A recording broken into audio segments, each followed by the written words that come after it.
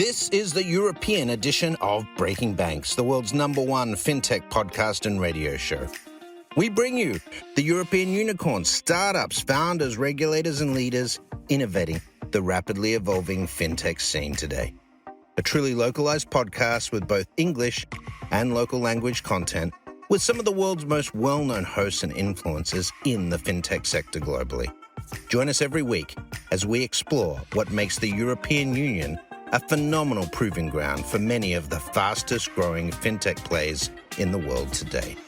Okay, let's roll. Hello, everybody, and welcome to Breaking Back Europe episode 164. Today we talk about the crypto, the good, the bad, and the ugly. And we are here with an amazing guest. We have Alexandru Stefan from a young platform that I had the pleasure to meet. I have a very beautiful chat maybe 1 year ago when it was. We have Gwera Kiwana, I pronounced your name correctly, from Crypto MLS Africa. And Lorenzo Sicilia, that is from Outlier Venture, that make investment in Web3 company. I need to pitch you something later.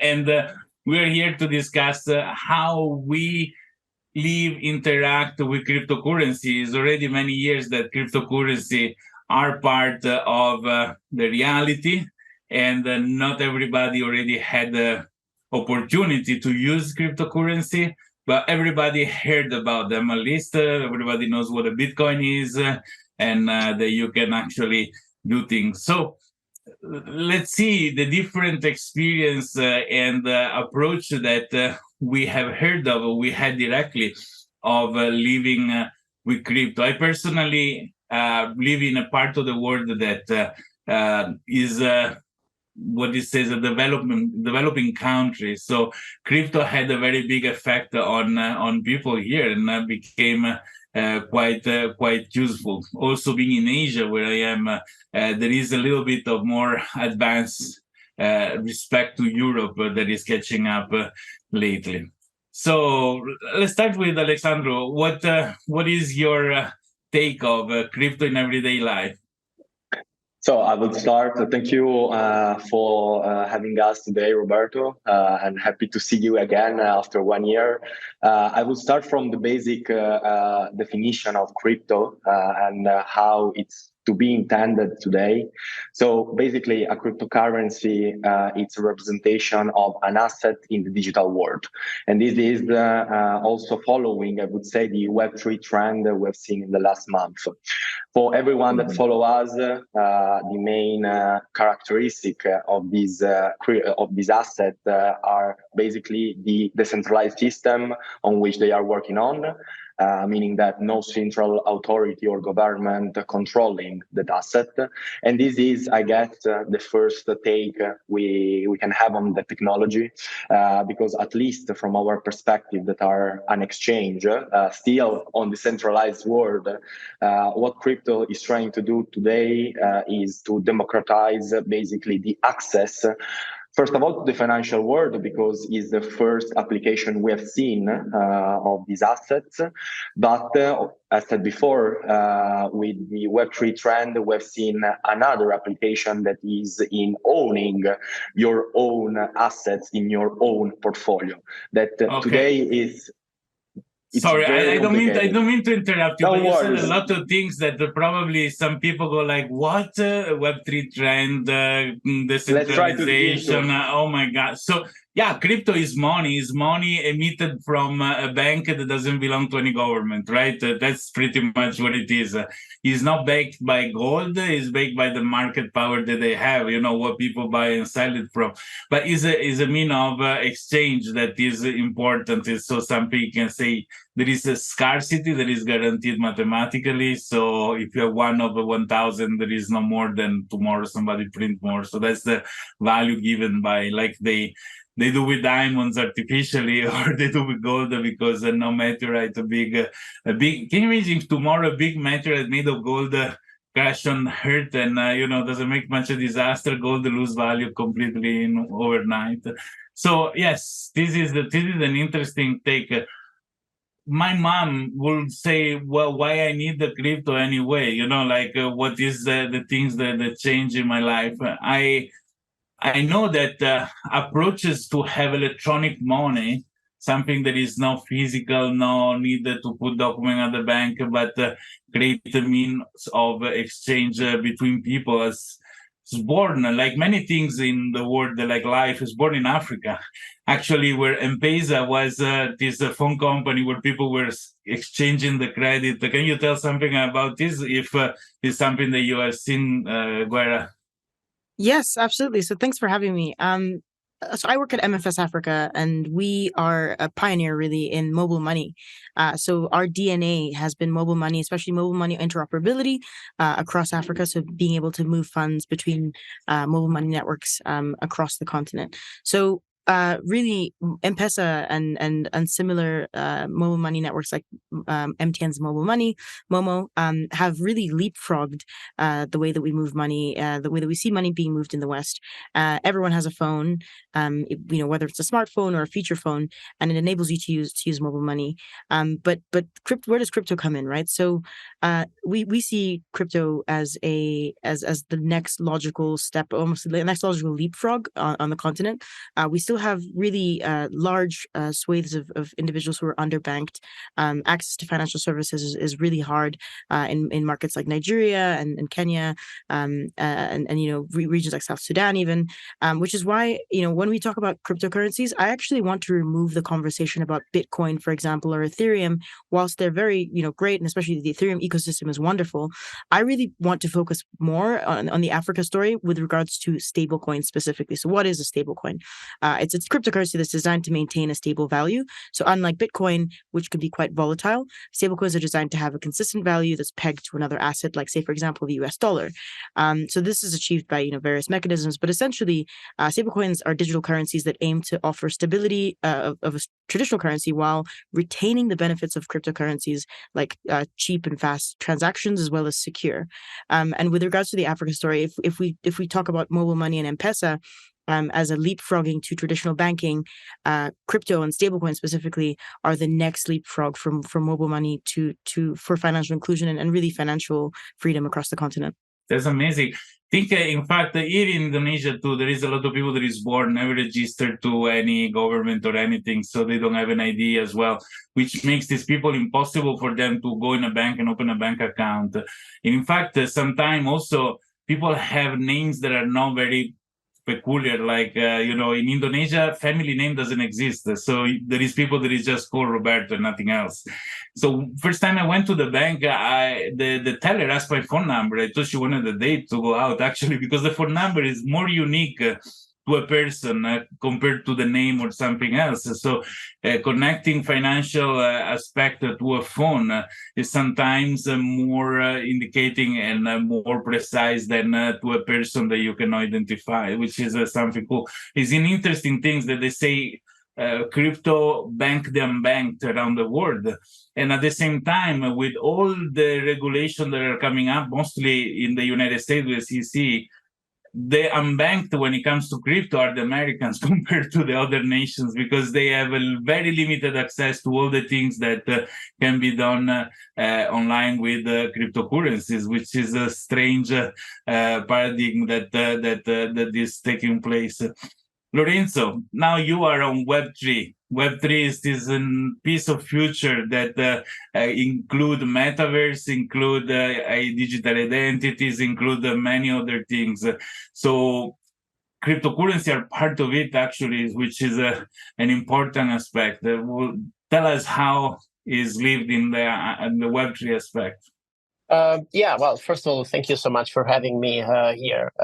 I work in Outlier Venture, where we are basically a Web3 accelerator. We are in a very good position to see what's happening, and like we work with around like 200 companies per year, so it's a quite privileged view in terms of what's going on. And I think it's a very interesting aspect when you say like in the Web3 has the cryptocurrencies as one of the elements. It's not only the cryptocurrencies actually, and what we're seeing is that companies are really starting to compound the blocks together to get something, and there are different things happening. Like But what I really like is the fact that the sector is maturing. Even the fact that in US we see this pressure for regulation, or in Europe we are seeing like a lot of effort coming up. I think in a way it's good, because crypto really needed to move to the next aspect, to the next level, and has to be also together with the rest of the society. So it can't be like just a niche.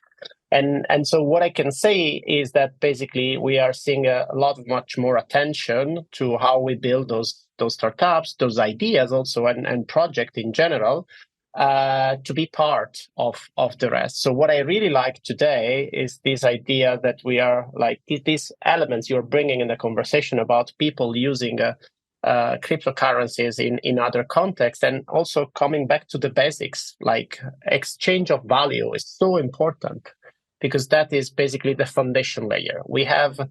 We don't have blockchain. We have actually cryptocurrencies. The blockchain was the tech, but without the token economics, we wouldn't have it, no? Because there is no interest, there is no incentives to have everything together.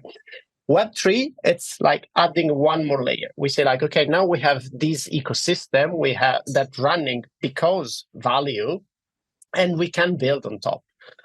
So what's happening is different areas. Like we have for sure, a big issue is identity. No one won this battle yet. There is plenty of actors there, but there is no winner or clear winner. I'm quite optimistic in terms of gaming. We had a lot of frictions there, but I do think that we'll see good stuff coming from that angle. We had this burst of NFTs in the last 18 months with highs and lows. Probably a lot of speculation, but I still think that in the end, we will stay with these primitives about NFTs. Maybe just not about JPEGs, but more like, for example, tracking, logistic, and other things. Yeah, that's absolutely a good overview, because in fact, the token, this cryptocurrency, crypto tokens, so native coins rather than generated coins, the beauty of the technology underneath it, which is the blockchain, is the magic that he made in the digital world, right? We went from analog. I had an LP in vinyls, a disc in vinyls. It was unique. If I give it to a friend, I don't have it anymore, right? And we moved to the digital aspect where I can have an MP3 and make a copy, and we don't even know which is the original anymore. With the event of the blockchain, which allowed the cryptocurrency to exist, I create singularity in the digital world, because I cannot make a copy of my Bitcoin and give it to you, the copy, because if I could copy Bitcoin, they would worth nothing. So the moment that I give my Bitcoin to you, I don't have it anymore. And this was a revolution, because once that I can have unicity, singularity, or at least the guarantee of an original compared to a copy, then I can do so many more things. And in fact, we had a cryptocurrency. After the cryptocurrency, we had the NFTs, which gave to the world the opportunity to see other things that can be done. But they're still tokens. They can be still traded as cryptocurrency with a different methodology. So, okay, thanks to all of you for this first opinion on cryptocurrency. And we have, interestingly, because Alexandru is an exchange, is a place where people can buy and sell. Plus, there's a lot of education. And actually, I would like if later we can promote this aspect of your business, because it's a very important thing. We have Lorenzo that knows and invests in only the aspect of crypto and all the evolution that is a new wave of technology has brought, and where they can see firsthand how this is used for people to live. So, in fact, there is an evolution to the cryptocurrency, which is called DeFi, decentralized finance. Because if at first people thought the banks would get scared when they see cryptocurrencies, oh, somebody else is printing money beside us, that was relatively important. But what shocked me is the use of these decentralized. Decentralized means that they're in hand of nobody. They are just guaranteed by mathematical system to do things that the bank do. I saw somebody writing in a tweet that he purchased a car making a loan through the centralized finance contract. I say I didn't have to fill a form. I didn't have to say my name. I gave my collateral as guarantee. I made the loan. I paid my interest. And then when it was finished, I got my collateral back.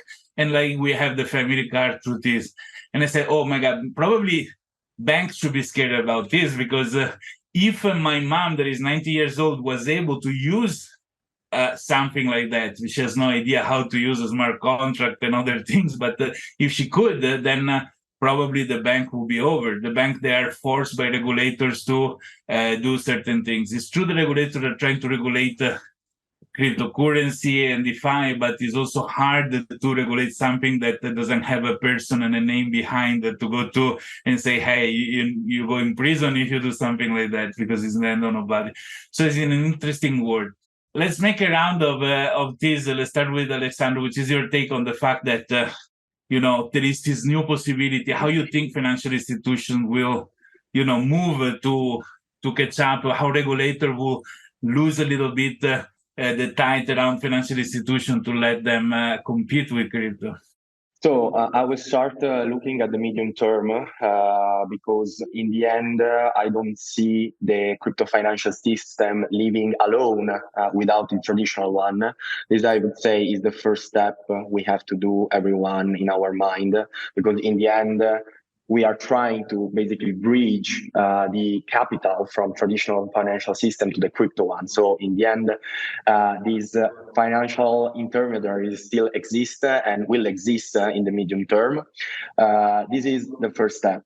On the long term, definitely, what I see is much more traditional financial product switching to the crypto side. As you have mentioned, the first example can be definitely lending and borrow. That was the first real applicability, I would say, of the DeFi world, thanks to Aave, thanks to other protocols that able the user applying for Adapt. And this is definitely the path we are taking right now with all the financial product. We have seen a huge development in trading. That is the main, I would say, objective as of today for crypto on the decentralized world. So coming from exchange like ours, that right now is a centralized exchange, not a decentralized one, that are trying to help people not just investing in crypto, but also, as mentioned before by Gwera, to switch from a stable coin to another. That is really helpful when you are trying to, for example, travel the world just with your crypto wallet, and so on with other applications, much more complex, I would say, and strictly connected to the investing world.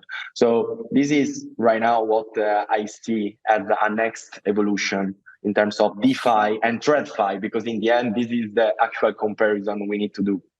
Super. Thank you. And Gwera, how do you see, stable coins are a very important aspect for people to make payments around. Is also decentralized finance something that you saw people using, or they just do trade the cryptocurrency? Yeah, there's definitely pockets of adoption of cryptocurrency and using DeFi. So using DeFi for yield, to earn yield, but also to borrow, to find debt.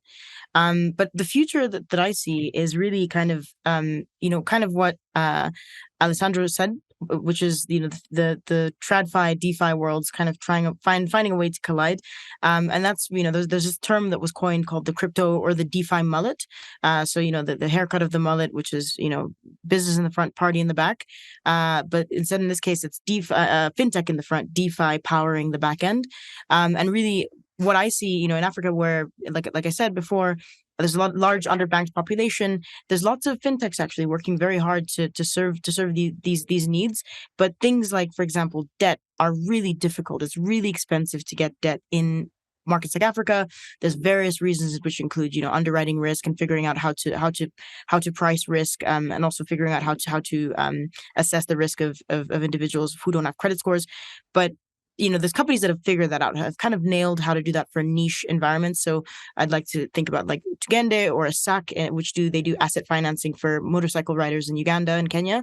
But they actually struggle to find debt. And some of these companies are now looking to DeFi. So they're looking to DeFi to originate this debt and then disperse the funds in fiat to their customers. What is the benefit? The benefit is that they're able to get better terms, better repayment terms, better interest rates in DeFi than if they were borrowing from a traditional lender. So whilst I think that there are a number of people, individuals, businesses who are directly borrowing in DeFi and using that working capital in Africa. The intermediary still needs to exist for this to be for mass adoption. So the off ramp, essentially. So the on and off ramp. The off ramp to disperse funds, for example, in this example, debt, and the on ramp to collect funds. So to collect fiat and put that back into crypto for the fintech to pay the debt back. So there's a lot of configurations that we're starting to see, but in my opinion, I think that's the one that we're going to see kind of emerge a little bit more on the continent, in a place where debt is really difficult to find. So the gateways mostly, right? The gateway between one world to another are, I always been, when there is a bridge, until everybody move on the other side, there is the bridge, there is a necessity. Lorenzo, in the world of Web3, closer to this kind of the implementations that are not just games and and monkeys that are bored about living in NFTs. What did you see? So good question. In Outlier, we even have a dedicated program to DeFi. We run every basically 2 times per year, and we run specifically on that. What I feel is that, to me, DeFi, it's the perfect representation of credible neutrality. We can basically have this idea that we have platforms that everyone can use. And when everyone, you have 2 types. You have the end users and people that they want to build on top. So this is where, in my opinion, DeFi really shine, because offer better primitives. So what we saw in Wall Street or with traditional finance is everything based in closed databases that exchange the value. What DeFi is doing is making this open and let you to build on top of that. So what we are seeing is that a lot of innovation is coming there. Sometimes it's maybe too extreme, like they are serving basically themselves. There is, let's say, the genocide now, and they are keep inventing things on top. But out of this, we are seeing a lot of things coming up that can be reused by others. I think something that I really like lately is this work that is happening about vaults, to standardize vaults that are basically a concept where I can put together assets and then run strategies. So there is a lot of effort to standardize this concept of the vaults so that you can combine them. And that will end up to be useful for the users, because they could basically have better yield with strategies they don't need to understand, but they will just put their capital there. So those things, I think they will end up to be also useful for the end users. So I think that's a bit of the what we saw right now. Super amazing. Yes, standard is a very good point, because there is everything and whatever is like the Far West. We are at the early days, so this happened. But we take a small break and we come back in a minute. Do you want to be part of Breaking Banks Europe?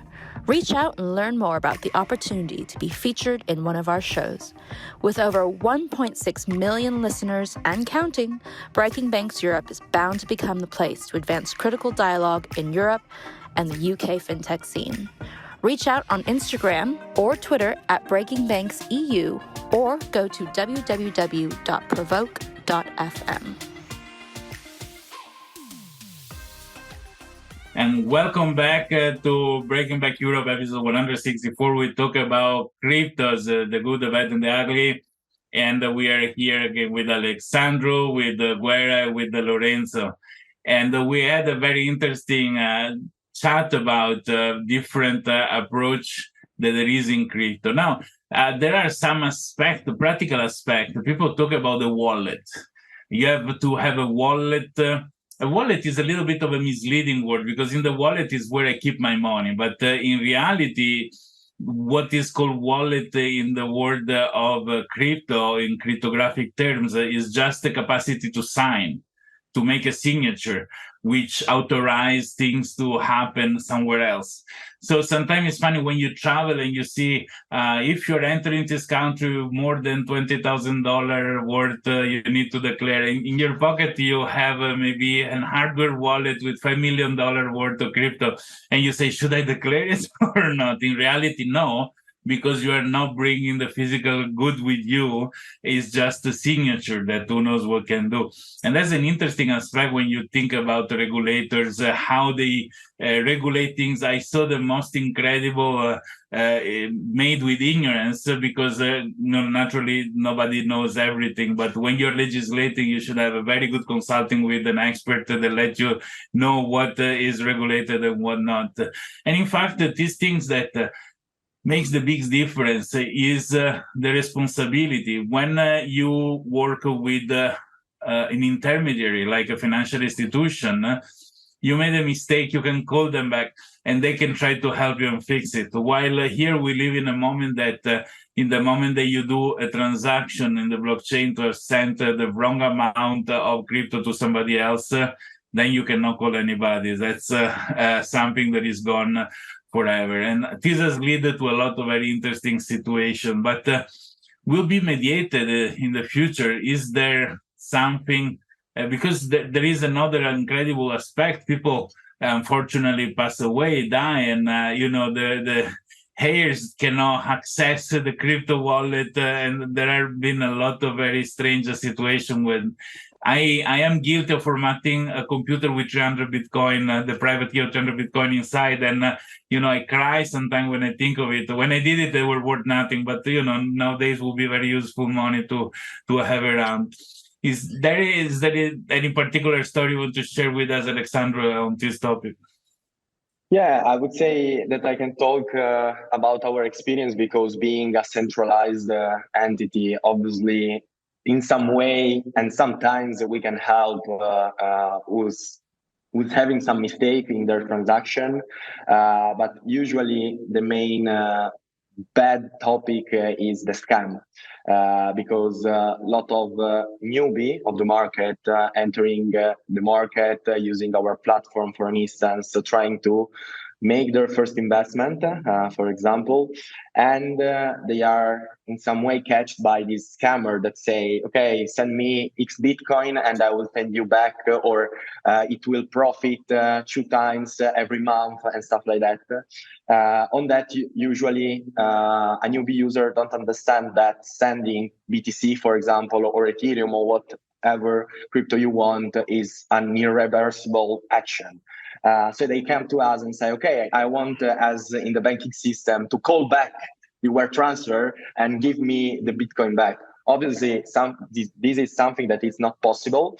And from a centralized perspective, the only way we can avoid or try to minimize this kind of episodes is to identify the different pattern of fraud. And this for centralized. For decentralized, fortunately, I had no real deal with old wallets. Probably my first wallet in BTC opened in 2050 unfortunately, I've lost the key, literally, because it was on our old PCs. But I will just specifically talk about all the scams related to your own decentralized wallet that, for example, happen on Twitter. A lot of also big names in the crypto space have lost or crypto or NFTs because they haven't looked at the website or at the connection they have done with their wallet. And this, in the end, ended with the wallet being drained by the scam. And obviously, it's something that is irreversible because you have signed that transaction and you can do nothing. So it's not just about newbies, it's also about pros, because also for the user. Absolutely. There is, this war between scam and hacking that, you affect everything. Also, the institutional classical banking, there's been cases of people installing malware on a cell phone, intercepting the SMS with authorization and doing things. But in fact, the crypto world is much more open to way to take advantage of people. In fact, I was wondering, Gwera, is this something that happened a lot in a place where a lot of people rely on crypto for there are, particular story that There's definitely bad actors, and I think that, like any financial services, like I think the most innovative people in the world are scammers, not engineers in Silicon Valley. It's scammers, people who are doing financial crime mostly. So yes, there's definitely challenges, and we've seen our fair share of scams and hacks happen. But I think when it comes to wallets and the way that wallets are being used, like you said, wallet is a misnomer. I think it's more of like a key, I guess, or something that like you previously we used to log in with your email. Now you log in with Google. Now next thing is hopefully logging in with your wallet. But wallets still have a long way to go. And forget about the security piece. Forget about the usability. I think the biggest challenge I think is UX, and I'm not talking about design. I'm talking about actual usability of wallets. So accessibility of wallets, it's complex. It's really hard to actually get someone to use a wallet, but we've seen strides be made by companies like Binance and in North America, Coinbase, to make wallets, especially self-custody, something that people can do quite easily. The second thing is really security and trust, and users, regular people being responsible for securing their own keys and their own funds is really not scalable. Like it's not something that not everyone's going to be able to remember their seed phrase, and that's just like such a tough UX problem. So it really it's daunting to consider what kinds of scams that can happen with technology that is used by people who don't fully understand it. And then I'd say the last hurdle with regards to UX of wallets is integration and interoperability, right? So mobile money, for example, MFS Africa, we've done a great job of making mobile money interoperable across the continent, but it's been a really huge feat and it's taken a long time. I think even with crypto wallets, cryptocurrencies are not widely accepted, especially with mainstream commerce. You're not able to buy a cup of coffee in Kenya with Shiba Inu, but that's also due to the fact that we don't really have many checkout options that accept crypto on the continent. But really, wallets need to be more interoperable and integratable across the use cases and really center. I think the future of it will hopefully be driven by UX designers who are centering actual user experience and making it usable, so that it's not only secure but also can drive adoption. Absolutely. Thank you. That's correct. You made me remind when Bitcoin was around $200. I was going to a breakfast in a place that accepted Bitcoin as payment. So when my breakfast were about $50 because I eat a lot, I think how much I paid the breakfast with given a few years of difference that has been between the most expensive breakfast ever. Lorenzo, in Web3, the signing with the key is important. Think about the metaverse, where my identity has to go through one virtual world to another and be always this avatar with this characteristic, and this has to be recognized along many different providers, as well as the identity is beautiful. One thing that happened with NFT, this is very Web3 story, and the jury company, a jury company, to make names because I don't want to do promotion, made a special pendant with the monkeys worth $50,000. And to purchase it, you need to log in to the website to make the purchase with an account that also owned the NFT of the monkey. So only if you actually own the NFT of the monkey, you can buy the piece of jewelry. These automatically give a beautiful selection because they didn't even need to make a particular outreach to the people, but they already have a filter on the user. So connecting identity with the digital assets, with other things, in a world that is transparent, I can say you can come and order from my shop only if you have a minimum balance in your wallet of a certain amount of money, right? So I can say, so all this dynamic create a very interesting aspect for what can be done in this Web3 world in the future. And exactly what Gwera was saying, the wallet are mostly hardware wallet, in my opinion, are the key to make all these things successful. What do you think was your take about it? Yeah, well, I will do a step back to what Gwera was saying about the wallets. I think it's really an important aspect right now. I'm much more optimistic now than a couple of years ago. I think a lot it's happening in the wallet. There is a lot of work going in these aspects. And I think there are now new standards coming up, namely is like account abstraction, is this concept that we want to have a system that allow us to have much more control over the keys. And what's going to happen, what actually we already have, is that the wallets are smart contracts. And what this change is that you can add business logic on top of that.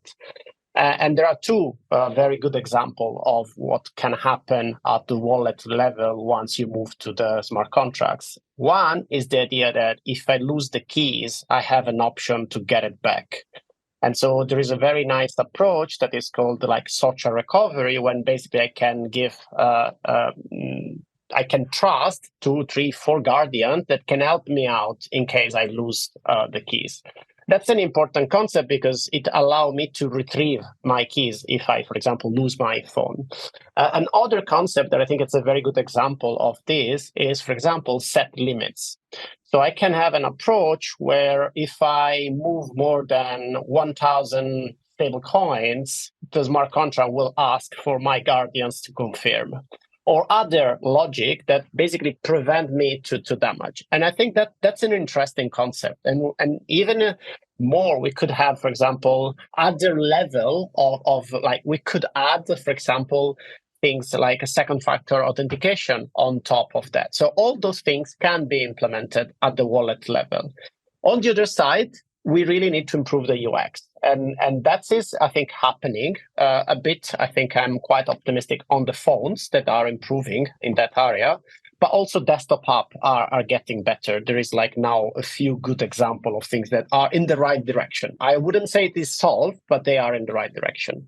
When it comes down to like NFTs gating, or you, Roberto, was saying, like, for example, I can allow you to do something based on your Web3 identity, I think that's quite interesting. Like, we are seeing these effects where if I hold an NFT, I can let you do something. I think it's a great example of these approaches, but also based on the kind of currencies you hold. And there are people, for example, targeting even commercial activities and like advertising around these topics. And so I think our identity will go through those aspects sooner than later. Again, gaming will be definitely an area, but even look at Spotify. Now they are thinking to let you access songs based on NFTs. It's also very useful for artists. Now we are really seeing things happening in other areas. Or Reddit with the points, like you are collecting those points and then you will have badges that are actually NFTs. So I think a lot is coming there.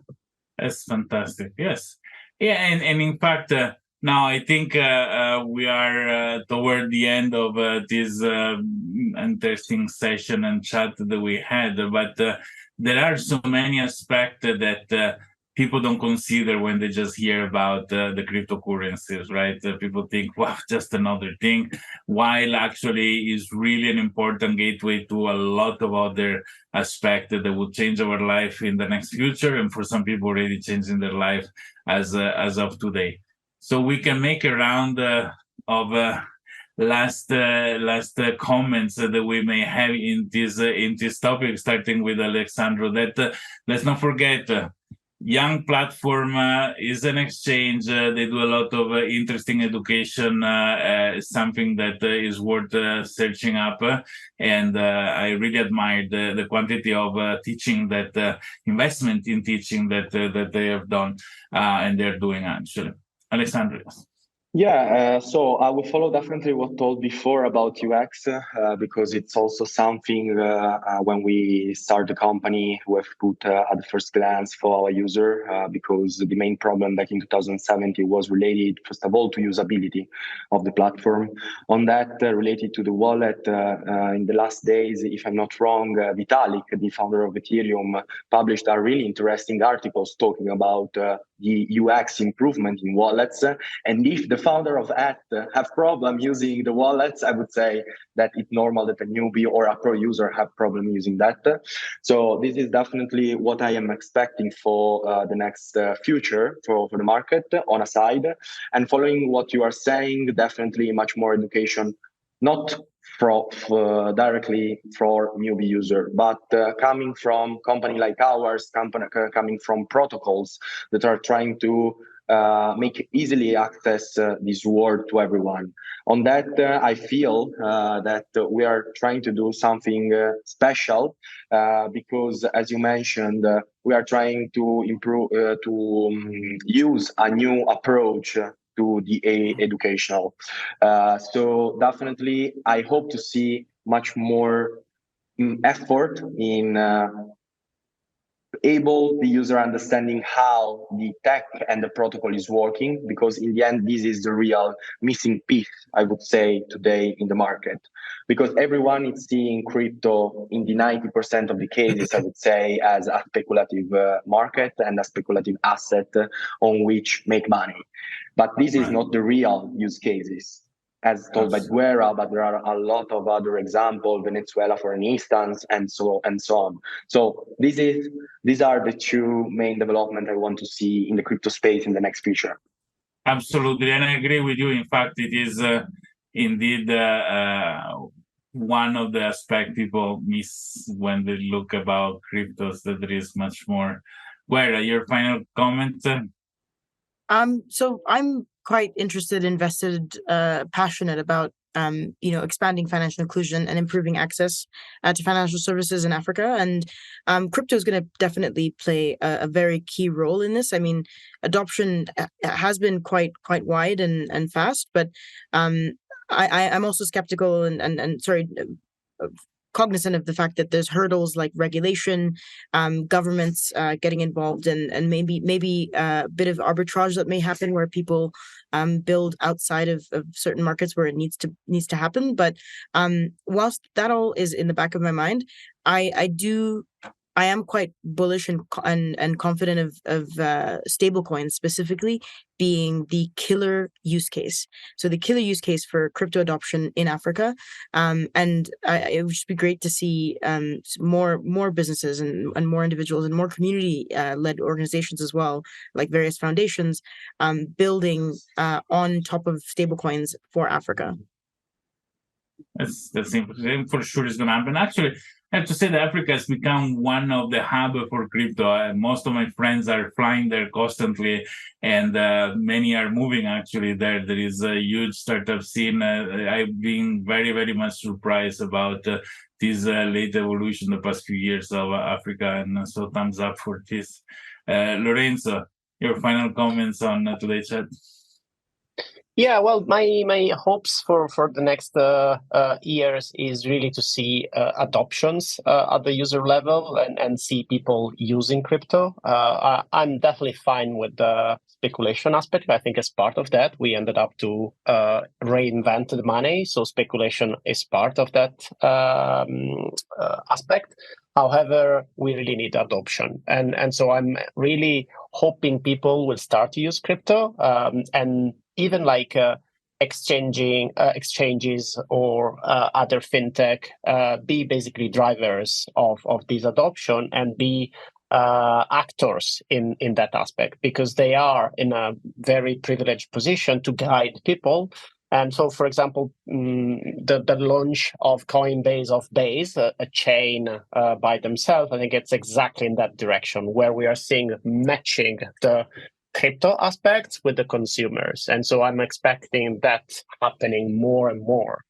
And we'll see. But yeah, I'm quite optimistic on the future, regardless the regulation, that it's going to be tough. I believe that the arbitrage going to happen. Like places like Africa, basically, there will not be issues there. They will keep developing, and then we will see the advantages, and other peoples will catch up. So I think it's another interesting aspect that I'm foreseen. Fantastic. Okay, so Thank you to all of you, Alexandru, Gwera, and Lorenzo, for this fantastic chat. I hope we enlightened a few people and we raise a topic of discussion in various groups. And we're looking forward, everybody, to see you the next episode for Breaking Back Europe. And bye-bye. Have a nice day. Thank you. Thank you. Thank you for having me. Thanks for listening to Breaking Banks Europe, a Provoke Media podcast in cooperation with Fintech Stage. Don't forget to tweet us out, shout out, or post to the team at Breaking Banks EU on Twitter. If there's something or someone you'd like to hear on our cast, let us know. See you next week on Breaking Banks Europe.